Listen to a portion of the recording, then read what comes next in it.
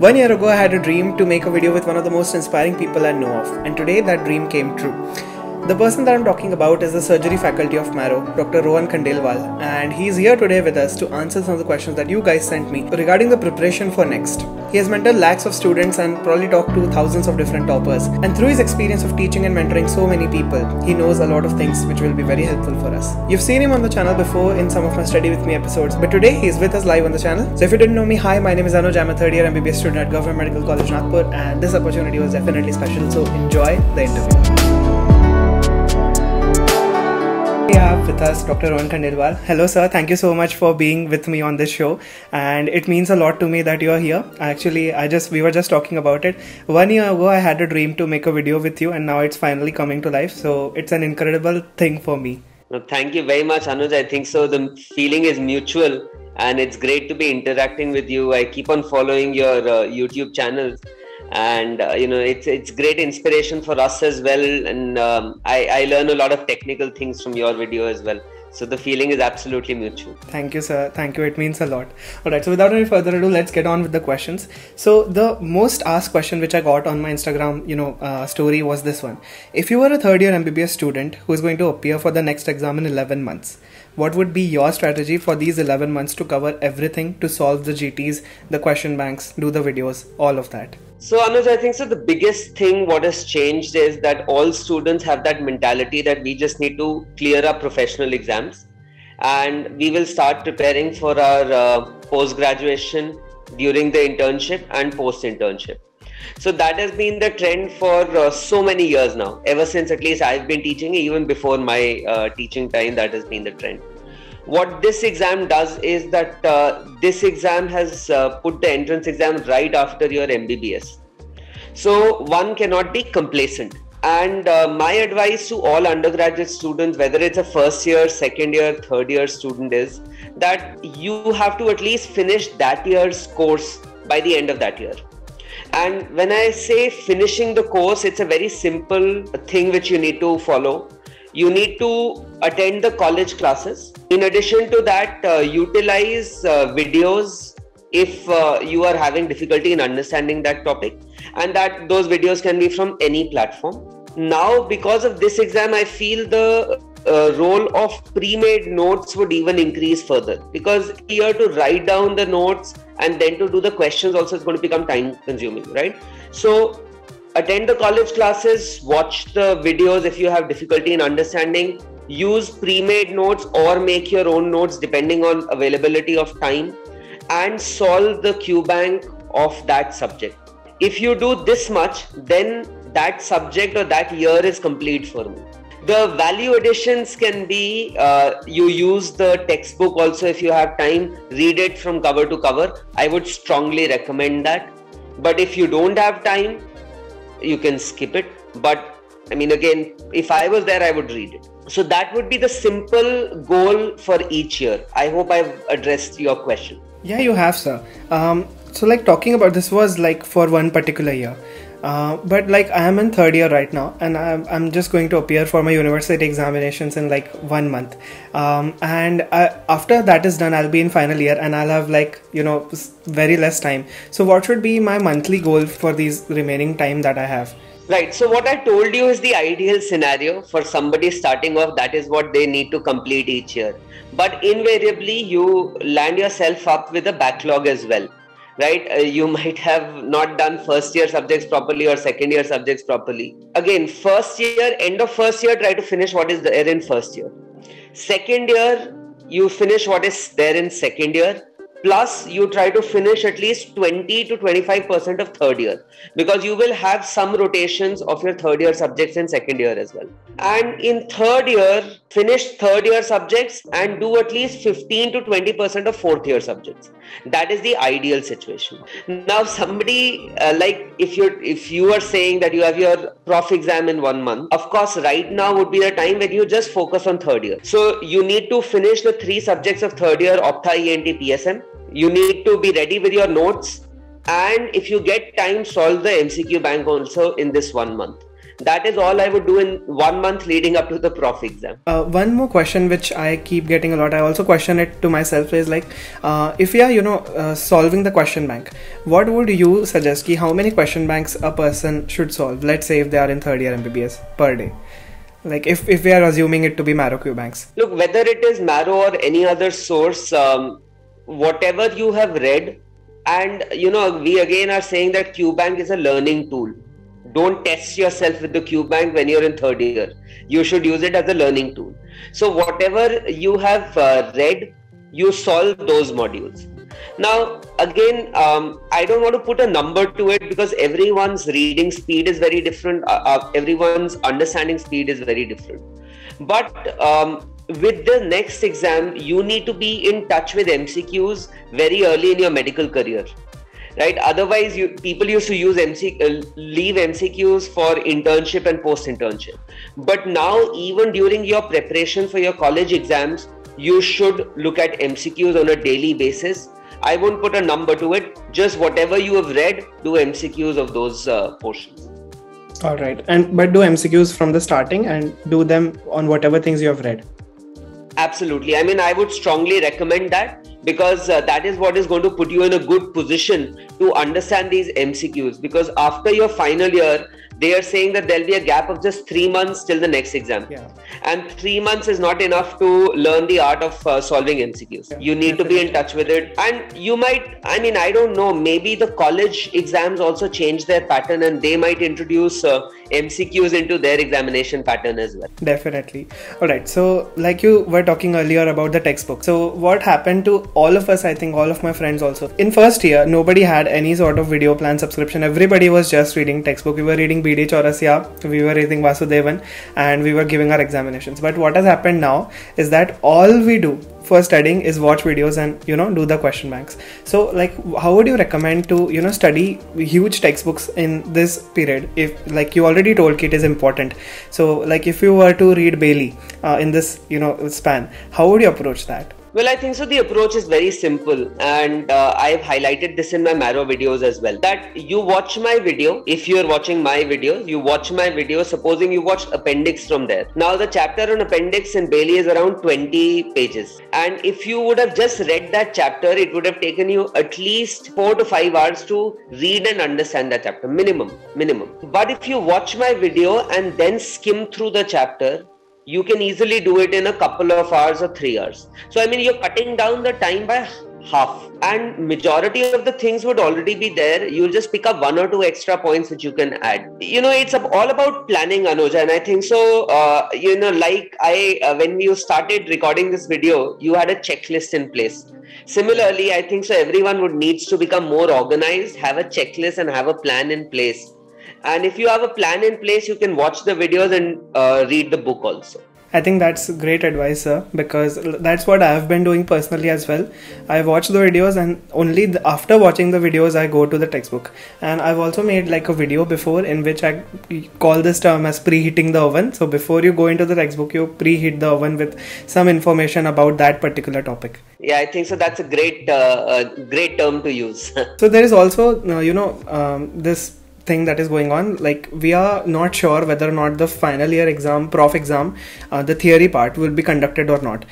So it is, something is going on, like next one will be considered as the final examination of final year. So if that happens, would you still recommend reading the textbooks? So up till now, whatever information has come out in the open, they have said that the final exam will also be there, theory exam will be there.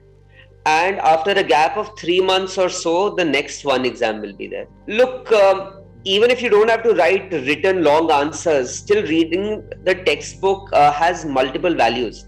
At the end of the day, we have to treat patients also. That is the biggest goal. So, to understand that art and to discover things yourself is what you do when you're reading the book. Otherwise, watching the videos is a bit of spoon feeding. And you get used to that for the rest of your medical career also. Yeah, so, that charm of discovering knowledge is what you get from the books.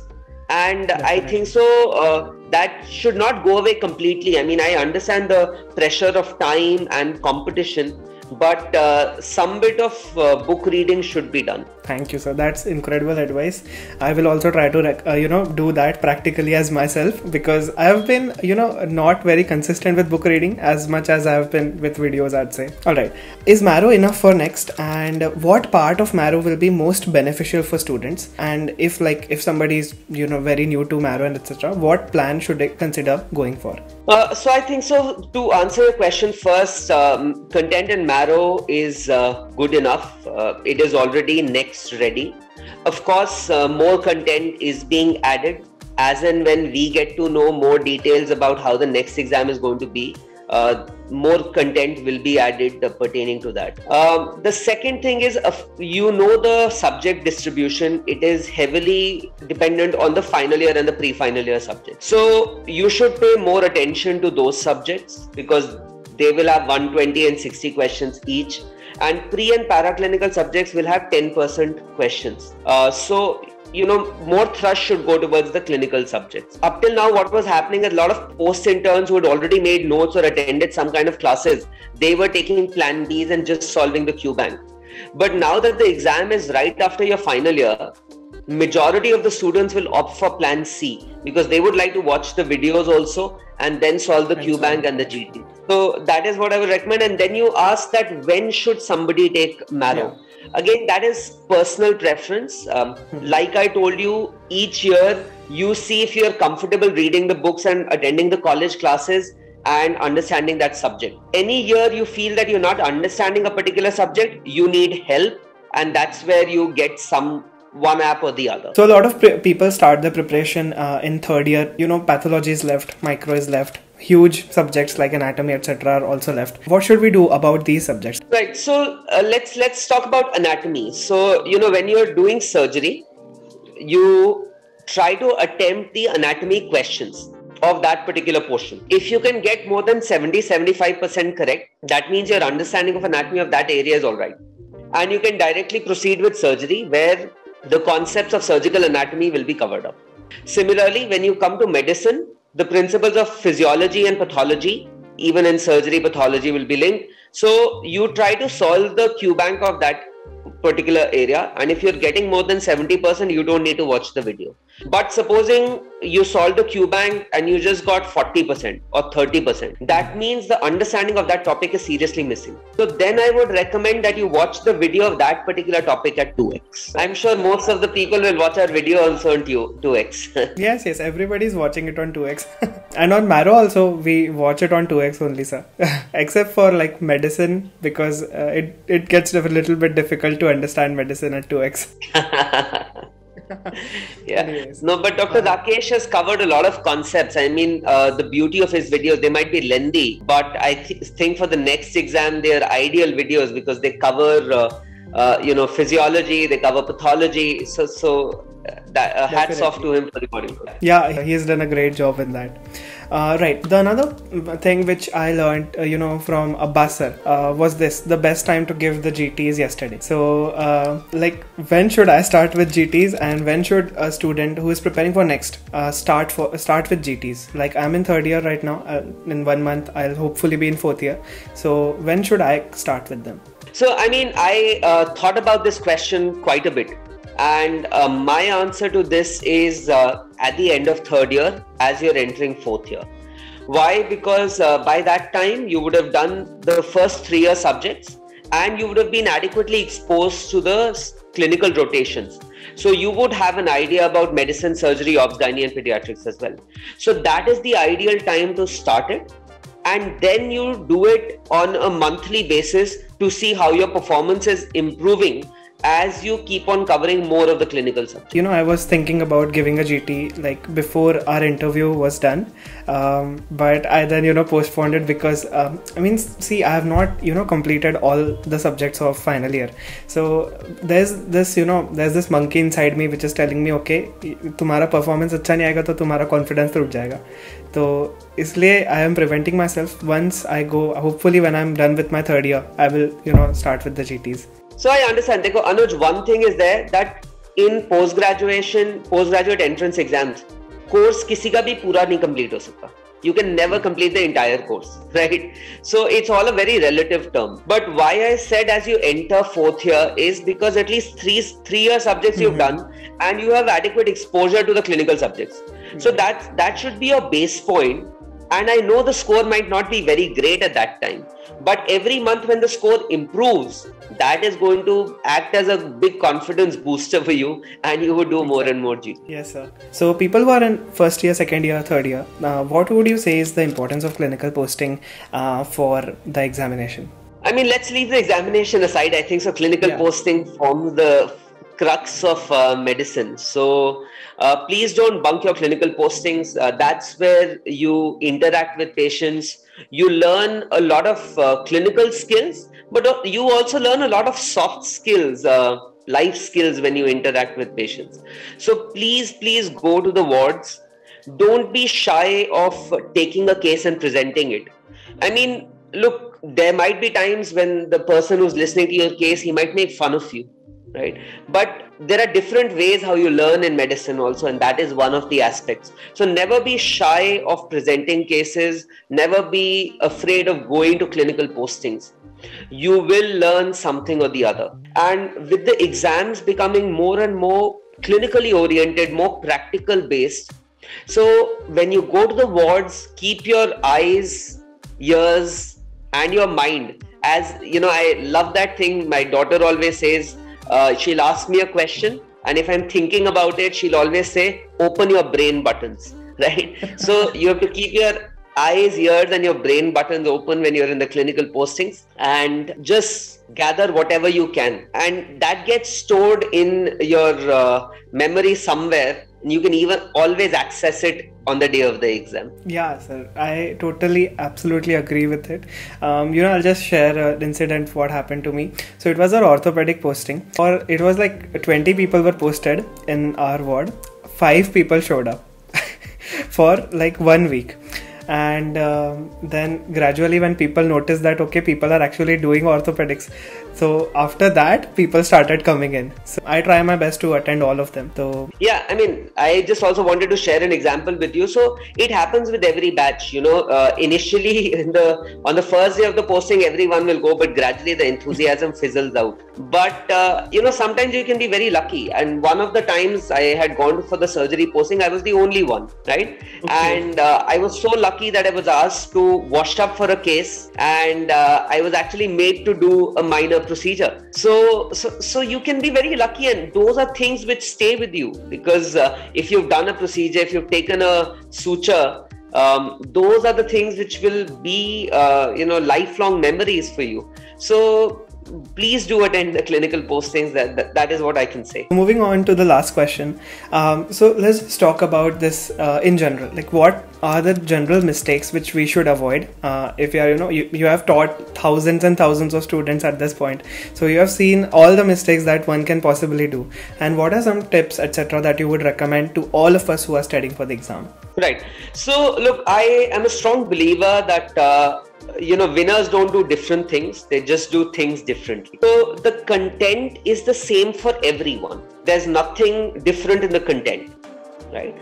But it's how you approach the content, how you approach the exam, that is what will differentiate you from a mediocre rank and versus a great rank. So after having interviewed and after having interacted with so many students, 1 or 2 qualities of toppers which I've noticed is that their consistency. All of us are bound to have bad days. We are all humans. We can't have the same productivity every day. But toppers, even if they are having a bad day, their output will be more than an average student. Right? So that's how you have to train yourself. So that consistency is number 1. And that would pay huge dividends in the next exam, because the exam is immediately after your final year. Second is people who are methodical and who plan well, who make checklists like you do, they would do well, right? Because you will have clarity. Otherwise, invariably what happens is that it's like you make your New Year resolutions, you exercise for 1 week, and from the second week, everything is gone. So the same thing happens when you're preparing also. For 1 month, you'll be very active, very enthusiastic, and then your productivity goes down. But if you have your goals written down, if you have your short-term, mid-term, long-term targets written down, then you will be able to achieve them in a better way. And the third is, if possible, get a mentor, because that external mentor will keep on pushing you, will keep on assessing whether you are hitting your targets or not, right? So it's like getting a coach, it's getting a mentor, and that is also very useful. So a lot of toppers have spoken about their seniors helping them out. So, I mean, those are the things which I would like to say, that if you're preparing, keep these things in mind. Of course, one final thing, the problem which is so prevalent these days is FOMO, the fear of missing out. And because of that, people are utilizing multiple resources, but not even doing justice to one. Do your homework, analyze which resource is the best for you, but once you choose that resource, you stick to that. I was, planning to go for DAM's test and discussions, just the test and discussion part, which I probably will in the future, because we have to have some sort of experience ki what other people are also doing. So I think the final advice was very needed for all of us. I think we will try to be more consistent. So that's about it for the main questions. I have a bonus rapid fire round which sir has not sent till now. Alright, ready? Yes. So sir, what's your favorite movie?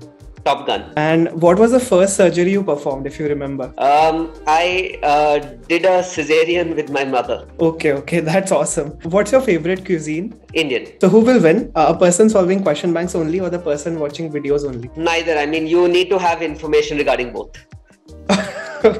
Okay, sir. One non-medical book which impacted your life a lot. Mad Money Journey. I feel doctors are not very financial savvy. They don't invest well, and we always keep on cribbing all throughout our lives. So this is a great book which in which this author Mehrab Irani has given the example of a doctor regarding what all financial mistakes did the doctor make. And I think so this should be a part of every MBBS undergraduate's curriculum. How long does it take to record the lectures of a new edition of a Marrow? For surgery only, of course. So, I mean, if you're recording one entire day, like if I record from morning 8 till evening 8, which is 12 hours, the productive recording is around 6 to 7 hours. So, you can work out the maths. I usually do around 65 to 70 hours of productive recording. So, it takes around, anywhere between 10 to 15 days. The subject which you loved the most in MBBS and the one which you did not like in MBBS?